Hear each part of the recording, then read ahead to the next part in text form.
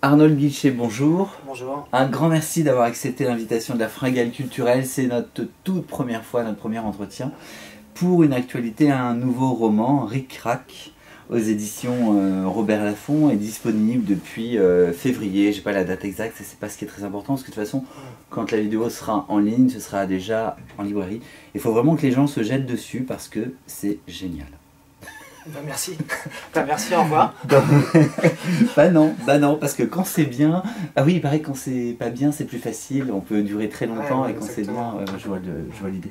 Arnaud, dans quel état d'esprit vous trouvez-vous à la sortie de ce troisième roman, c'est ça?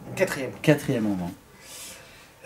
L'état d'esprit, c'est une petite part de fébrilité, parce que c'est toujours une découverte de savoir comment les gens vont accueillir une production de texte, surtout que mes textes, ils sont jamais très... Il y a des copains, puis il y a des pas copains, en fait, ils sont assez tranchants par leur contenu même, et puis par la forme, aussi bien le fond que la forme.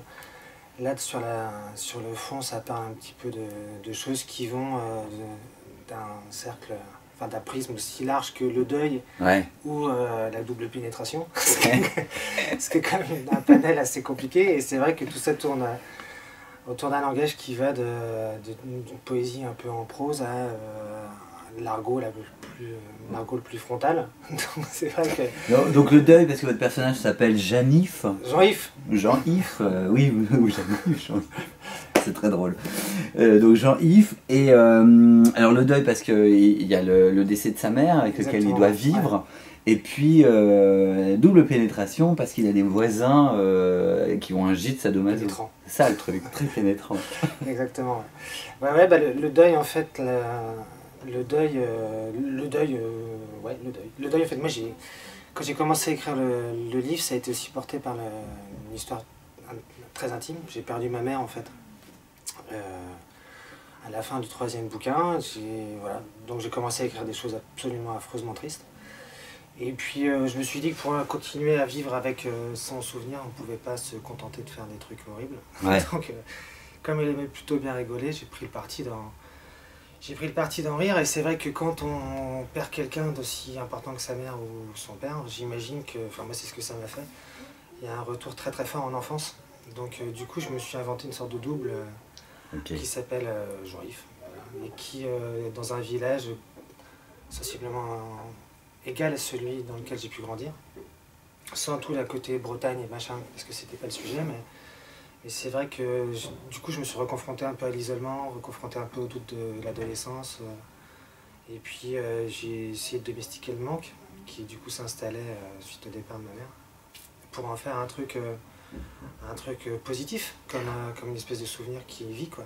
Alors c'est hyper positif, c'est ça qui est fou, de se dire que votre point de départ est quand même une vraie tragédie personnelle, intime, et c'est intéressant le rapport que vous êtes en train de m'évoquer, où ça vous arrive à un âge adulte et que vous repartez j'avais envie de ça, dans l'enfance, l'adolescence, parce que votre personnage a 14 ans. Ouais, j'avais envie de ça. Bah, en fait, c'est depuis que je suis gamin, même depuis que j'ai 14 balais, en fait, je suis persuadé qu'à 40 ans, donc qui est mon âge actuellement,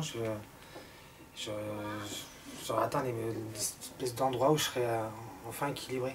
Ouais. Équilibré d'une manière ou d'une autre, hein, mais un peu serein. C'est vrai que c'est une construction en fait qui a pris des années. C'est vrai qu'à 40 ans, je pense que j'ai atteint le but que je m'étais fixé, à savoir être plutôt bien dans mes pompes, plutôt bien en couple, plutôt bien dans mon boulot, plutôt bien dans ma vie, on va dire artistique, et plutôt bien dans ma famille, plutôt bien. Enfin, j'ai trouvé en fait une espèce de passerelle entre moi et le reste du monde qui a été très très longue à construire. C'est vrai qu'à 14 balais, moi j'étais pas du tout bien dans mes baskets. À 20 ans, pas terrible. À 30 ans, c'était pas l'éclate. Et puis maintenant, ça va.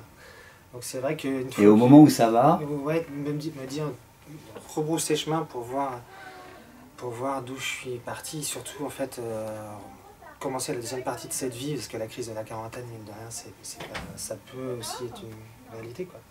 Et la deuxième partie de cette vie sans ma mère, moi j'avais toujours envisagé que ça pouvait être une dérive. Et en fait, parce qu'on perd un énorme port d'attache. Et en fait, en écrivant ce livre, j'ai essayé de reconstruire un endroit, une sorte de port, une sorte de phare, on va dire, qui m'a vachement aidé. Dans votre roman, Jean-Yves, il y a aussi le rôle du père qui a beaucoup d'importance. Ouais, le rôle du père. Ouais. Bah, le rôle du père parce que... Pierre-Yves Pierre-Yves, ouais. Le rôle du père, ouais. Après, ça c'est indépendant de mon histoire. Mon père n'a rien à voir dans cette tambouille-là, mais c'est vrai que la disparition, quelle qu'elle soit, redistribue vachement les cartes. C'est-à-dire que un père devient autre chose qu'un père, quoi. Ça devient un compagnon de tristesse. Ouais. Et puis ça révèle énormément de fragilité. Généralement, un enfant ne voit pas son père pleurer, très occasionnellement. Et c'est vrai qu'on... Bah, du coup, l'espèce de réflexe un peu d'amour comme ça, filial, c'est d'aller aider les gens et d'avoir immédiatement de l'empathie. Alors que d'habitude, on attend une forme de force. On apprend à découvrir la faiblesse aussi. C'est vrai que c'est d'autant plus particulier à l'adolescence. Quand on grandit, qu'on mûrit, qu'on a eu le temps de se créer une espèce de carapace qui permet de supporter cette vision-là, c'est cool. Mais quand on est tout gamin et qu'on découvre ça, j'imagine que c'est d'autant plus fort. Ouais. J'ai envie de parler du titre de votre roman, Ric Rac. C'est Ouais, justement par rapport à tout ce que vous êtes en train d'évoquer là, le fil de la vie. Ouais, le fil. On est sur le fil. L'idée que ça peut basculer d'un moment à d'un autre. Ouais. Que souvent les décisions les plus importantes qu'on peut faire sont pas forcément prises pour les bonnes raisons et finalement ça passe quand même.